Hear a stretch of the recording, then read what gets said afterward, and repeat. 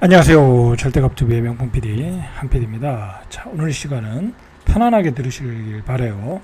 자, 은퇴 후 직후의 이야기를 해드릴게요.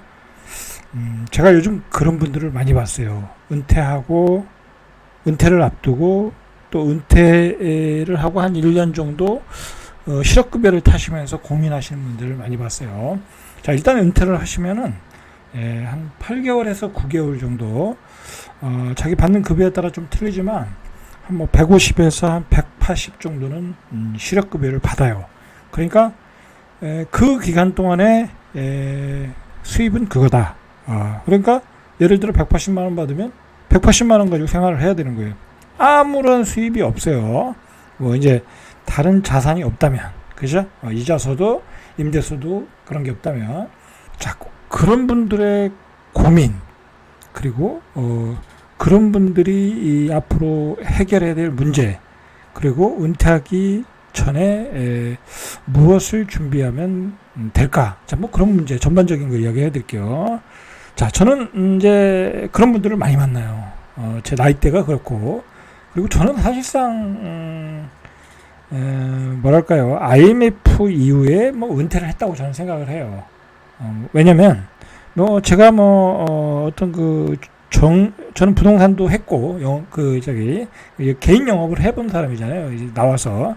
그리고 뭐 제가 들어가서 일할 수 있는 직장도 제가 선택할 수 있고, 그죠? 제가 자격증이 있으니까 뭐 높은 급여를 받는 건 아니지만 최소한 제가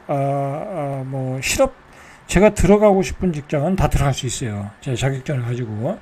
그러니까 뭐 높은 급여는 아니지만 상당히 만족도는 있다. 그러니까 은퇴 후에 사시는 분들의 많은 어드바이스를 좀 해줄 수 있는 것 같아요.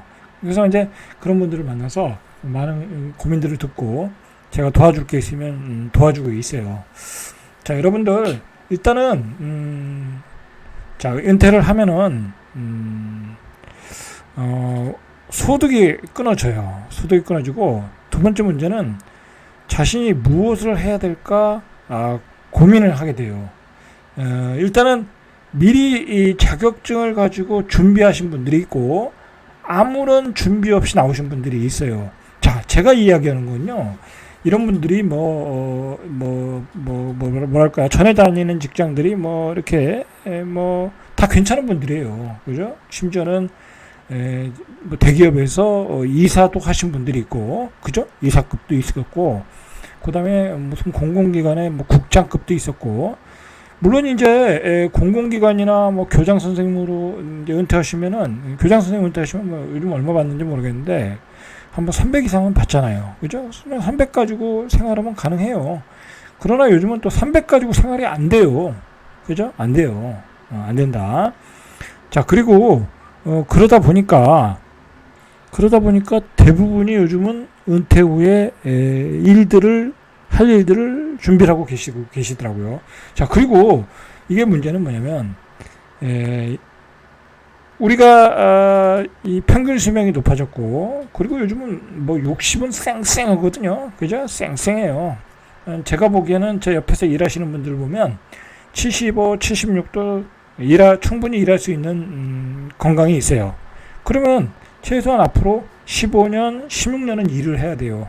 우리는 더 건강하니까 지금 나오시는 분들은 한 80세까지는 최소한 일할 수 있다. 그죠? 심지어는 더 일하시는 분들도 있어요. 자, 그렇기 때문에 뭔가를 준비를 해야 되겠죠. 뭔가를 준비해야 된다라는 거예요. 자, 이게 여러분들 통계청에 보면 65세 고령층이 901만 명, 그죠? 현재 900만 명을 돌파했고, 전체 인구의 17.5%, 3년 뒤에 고령 인구 비중이 20.6%. 자, 우리는 이제 초고령 사회로 들어갔어요. 그죠? 초고령 사회로 들어갔어요. 자, 그 중에 노인들의 상대적 빈곤율은 한 40% 정도, OECD 회원국 중 가장 높은 수준이에요. 대체로 가난하다는 거예요. 가난하다. 여러분들 생각해 보세요. 내가 아무리 좋은 직장 다녀도 내가 60에서 63세 3년 동안은 연금이 안 나와요. 이제 지금 62년생인가 기준으로 볼 때는 3년이 더 있어야 돼요. 65세부터 받을 수 있으니까. 자, 그러면 그분들은 3년 동안에 180만 원 가지고 생활을 해야 되는 거 안 되겠죠. 그리고 문제는 뭐냐면 그분들이 생각보다 뭐 재테크도 안 하고 그냥 평범하게 월급쟁이로 살고 애들 키우다 보니까 자산이 없어요. 대부분이 생각보다 자산이 없어요. 그리고 뭐랄까요? 오히려 집에 융자가 많더라고요. 그죠? 뭐 집에 융자가 많고 그래서 오히려 빚을 안고 은퇴하더라는 거예요. 그러면 180만 원 받아가지고 100만 원은 이자를 갚아야 돼. 그러니까 굉장히 초조하겠죠. 그러다 보니까 이 어떤 무리수를 두냐면은 사람들이 은퇴를 앞두고 무리하게 투자를 하는 거예요. 무리하게 상가 소득을 좀 받아야 되겠다. 그 다음에 5억세를 사서 소득을 월소득을 좀 확보를 해야 되겠다. 그래서 그나마 있는 돈도 다 거기다가 몰빵을 해서 굉장히 어려운 상황을 가지고 오더라는 거예요. 여기서 대부분이 실수를 하는 거예요. 그러니까 은퇴를 앞두고 너무 뭐랄까요 아주 구체적으로 준비를 못했어요. 뭐 이거 상담도 못 해봤을 거고 그냥 개인적으로 아는 사람을 통해서 그냥 상담했을 거고 유튜브에서 가끔 나오는 정보를 가지고 또 투자를 했을 거고 그러다 보니까 이런 상황이 오더라는 거죠. 굉장히 소득은 적어지고 무리한 투자는 하고 융자는 안고 있고 애들한테 돈을 애들에게 돈이 들어가는 부분은 아직도 남아 있고 자 그렇더라는 거예요. 자 그런 상황에서 나오더라는 거예요. 자 그래서 은퇴 후에 한 3년 내지 5년은 굉장히 보릿고개다. 이 보릿고개를 어떻게 돌파를 해야 되냐. 자 이제 그런 문제를 가지고 우리가 한번 조금 고민을 해보자라는 거죠. 자 일단은 제 개인적으로는 어떻게든 융자를 털어야 돼요. 어떻게든 가령 예를 들어서 내가 퇴직금 융자가 3억 있다. 그러면 3억을 받았다. 퇴직금으로. 그러면 1억 내지 2억은 융자를 갚아야 돼요. 그죠? 갚아야 돼요. 그리고 두 번째로는 무리한 투자를 절대 하시면 안 돼. 그죠? 무리한 투자를 하시면 안 돼. 여러분들이 가지고 있는 투자의 정보 수준은 거의 초등학교 수준이야. 그죠? 초등학교 수준이야. 그래서 무리한 투자를 하면 안 된다라는 거죠. 자, 그리고 중요한 거는 자, 반드시 은퇴 전에 여러 가지 상황들을 체크를 해야 돼요. 자, 이거 보시면은 이게 노후 전략 리포트라고 어떤 뭐 연구소에서 쓴 글이에요. 아주 내용이 좋더라고요. 자, 보세요. 자, 이 내용을 보시고 본인이 한번 체크를 해보시기 바래요.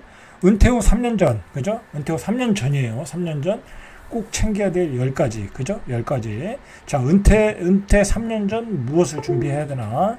자, 보시면, 자, 이걸 보세요. 재무적인 측면, 비재무적인 측면. 자, 노후 준비 진단 프로그램인 100세 시대 준비 지수가 90% 이상인가. 그러니까 노후 준비를 할 수 있는 그 준비가 되어 있는가, 준비하고 있는가. 자, 이거에 따라 예 아니요 체크를 하시면 되고, 연금으로 은퇴 생활비를 100% 충당할 수 있는가. 대부분 안 되겠죠, 그죠? 안 되겠죠. 퇴직 후 뭐 이거는 되는 사람 있고 안 되는 사람 있을 거고, 퇴직 후 국민연금을 받을 때까지 소득 공백기에 대비하고 있는가. 대부분이 안 돼 있어요. 대부분이 안 돼 있어요. 자, 은행 전에 부채 상환을 할 수 있는가? 대부분이 안 돼 있어요. 다 안 돼 있어요. 그죠? 자녀 지원은 어디까지 결정되어 있는가? 이것도 대부분이 결정이 안 돼 있어요. 자, 이렇게 재무적인 측면이 대부분이 준비가 안 돼 있어요. 그죠? 안 돼 있어요. 자, 비재무적인 측면을 보세요. 그러니까 앞으로 무슨 일 할 것인가라는 거죠. 자, 은퇴 후 어디서 무엇을 하며 살 것인지 부부가 미리 구상을 했는가. 자, 이것도 반반. 그죠? 반반. 그나마 자격증을 가지고 미리 준비하신 분도 자격증은 땄는데 경험이 없으니까 어떻게 취업을 할지 두려움이 있는 거야. 그죠? 어떻게 취업을 해? 내가 전기기사를 땄어.